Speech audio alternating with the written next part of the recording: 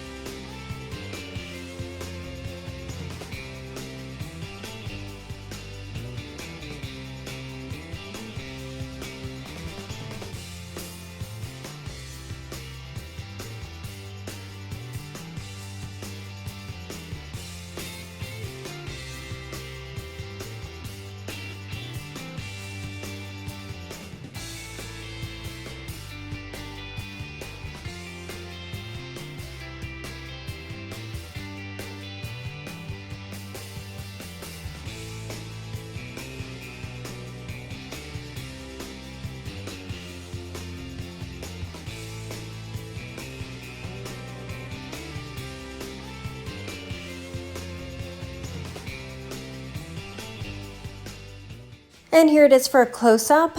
I'm going to wipe the drips off the bottom of the canvas repeatedly for several minutes because I don't want to lose this composition.